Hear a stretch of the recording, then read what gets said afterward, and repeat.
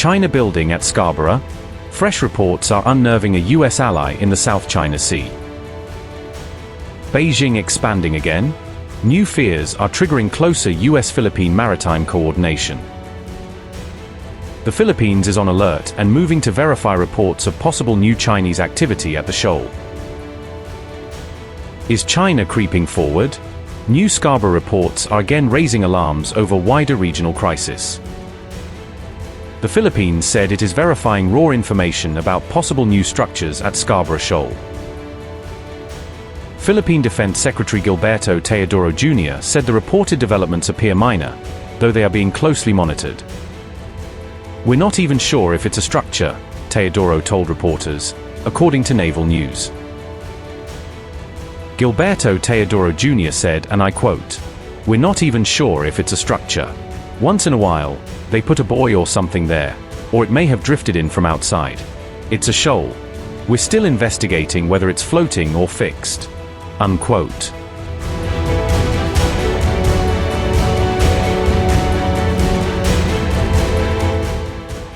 Philippine and US forces carried out a maritime cooperative activity near Scarborough Shoal. The joint activity reportedly took place from May 26 to 30th in the contested waters.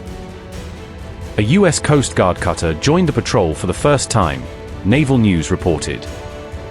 Naval News reported, and I quote, "A US Coast Guard cutter joined the joint patrol for the first time, represented by the Legend-class cutter USCGC Midget, WMSL 757. The Philippines deployed Jose Rizal-class frigate BRP Antonio Luna, FFG-15, 18W.109 helicopter, Philippine Air Force 2 FA-50 light fighters, 2 A-29B Super Tucano, 1 Cessna C-208B Grand Caravan EX, a Sokol search and rescue helicopter, and Philippine Coast Guard Teresa Magbanua-class patrol vessel BRP Melchora Aquino, MRRV 9702. The activity focused on critical maritime skills, including visit, board, search and seizure operations, maritime interdiction operations, search and rescue, and maritime law enforcement training." Unquote. Meanwhile, China said it had carried out combat readiness and law enforcement patrols in the area. Beijing described the move as a response to what it called rights violations and provocative acts. The Philippine military rejected that claim, saying it had not observed any such patrols. On June 1, Philippine President Ferdinand Marcos Jr. also spoke by phone with US Secretary of State Marco Rubio.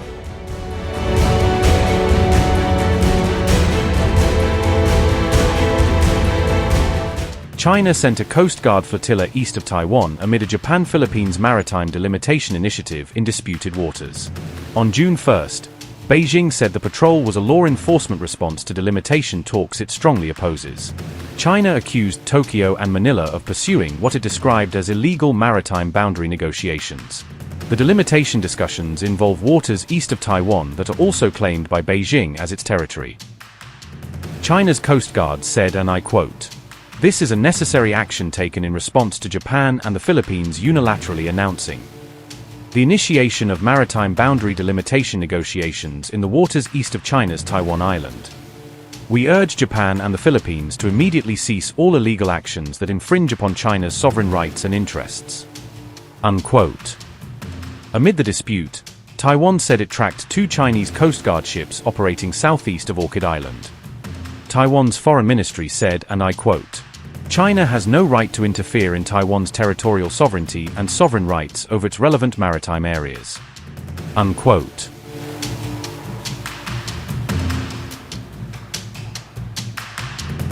Taiwan's defense minister said the nation's Coast Guard remains the frontline force in handling such incidents. Wellington Koo added that the Taiwanese Navy stands ready to provide support under existing joint operation mechanisms.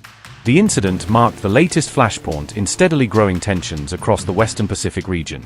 Taiwan said Chinese warships, Coast Guard vessels and military aircraft operate near the island almost every day. Last week, a Chinese Coast Guard ship approached the Taiwan-controlled Pratas Islands, raising fresh concerns.